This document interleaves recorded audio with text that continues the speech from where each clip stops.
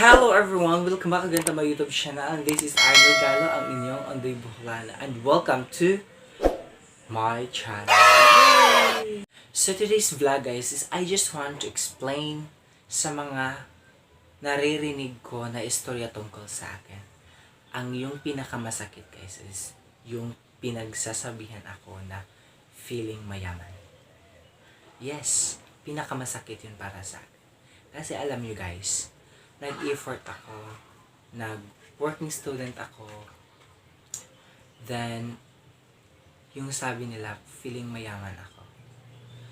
Yes guys, i-accept na yung mga pictures ko sa FB is, something like mayaman talaga. Kasi yung mga, the way sa mga panamit ko. Yes, in fact, hindi, I'm maarte talaga na tao about sa sarili ko. Guys, I correct you na hindi pa ako feeling mayaman. Kung gusto nyong malaman kung ano talaga ako, kung feeling mayaman ba talaga ako, know me in personal. So, hindi yung panghuhusga lang kung kahit ano lang yung nakikita niyo tungkol sa akin. Dapat alamin mo yung buong istorya ng buhay ko. So guys, to be honest, hindi ko ikakahiya sa buong mundo na kung sino mang makaka-view ng video na ito. I am a working student. Yes, I'm very proud of that. Nakitira lang ako sa bahay na ito. Hindi ko to bahay. Hindi namin to bahay. Nakikitira lang po ako dito.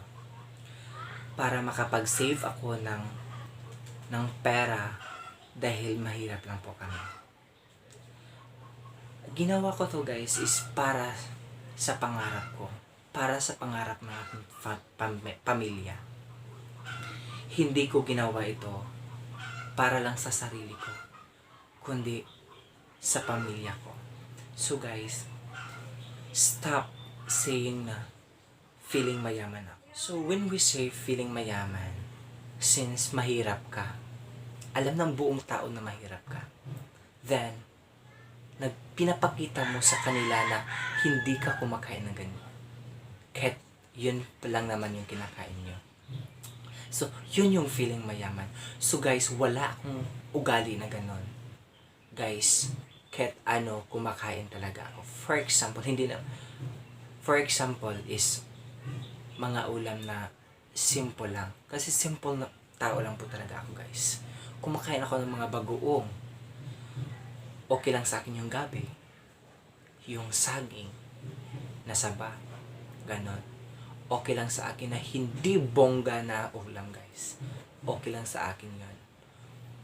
Yung mga pagkain namin guys. Pang mahirap. So guys, kung sino man yung nagsasabi sa akin na feeling mayaman ako, sir to say, gago ka. Gago ka kasi hindi mo alam ang buong pagkatao ko, kung saan ako nanggaling. So guys, alam nyo ba, ang sakit talaga na pagsasabihan ka na feeling mayaman, tas yung nag-i-effort ka guys na effort ka para lang makapagtapos ka ng pag-aaral, ganon. Tas yun pala yung panghuhusga ng ibang tao sa akin. I really didn't accept that kasi hindi naman yun totoo. Para yung nalalaman ko talaga guys na yung something na naririnig ko yung words na yun about me, parang sobrang nalungkot ako, naiyak ako. Tas kasi alam mo guys is effort talaga ako para makapagtapos ng pag-aaral. Kaya nga nag-working student ako kasi mahirap kami. So ayun nga, ang sakit-sakit guys sa pakiramdam na pagsasabihan ka ng ganun, tas yung nag-i-effort ka para lang makapag-aral ka, nag-working student ka, para lang makapag-aral nag-aaral ka, tas yung ibang tao is panghuhusga lang pala yung ginawa mong tama para sa sarili mo at para sa pamilya mo. Iba na pala yung tingin para sa kanila. Yung feelings na guys, na feeling na bigo ka, parang nabigo ka, na instead na you're just only for staying na sa ibang bahay para sa pangarap mo. Tas iba na yung pag-iintindi ng ibang tao sa'yo. Yes, in fact, hindi ko sila masisisi sapagkat we are now in new generation. Marami ng panghuhusga sa buong mundo.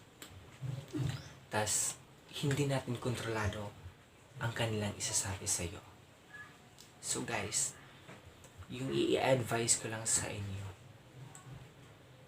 about sa akin kung ano man yung nakikita nyo sa mga pictures sa FB ko, lahat ng iyon ay pinaghihirapan ko sa mga pinagsusuot ko, sa mga damit ko.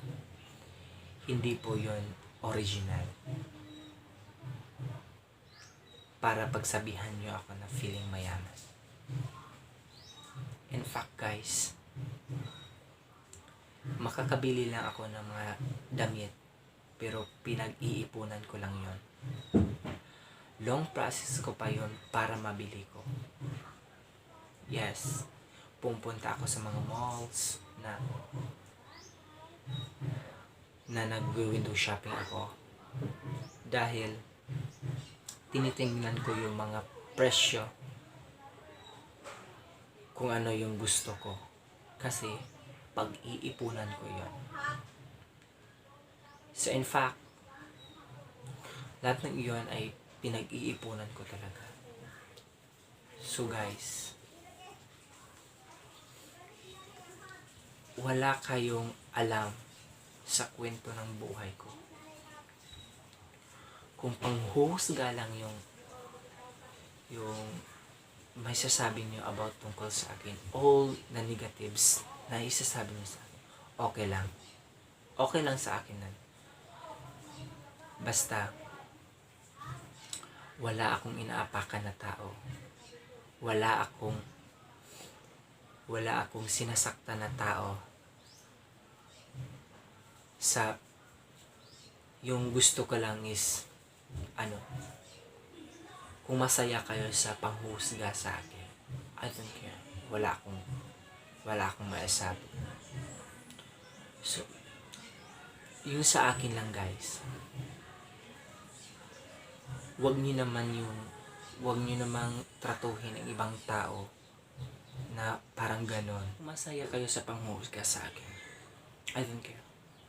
Wala akong paki sa inyo. Wala akong oras na papatulan ko kayo. Yes, thankful pa ako sa nagsabi sa akin tungkol doon. Dahil sa kanya, ginawan ko siya ng video para malaman sa buong mundo ang buong pagkatao ko na hindi po ako feeling mayaman. I am very proud na working student ako.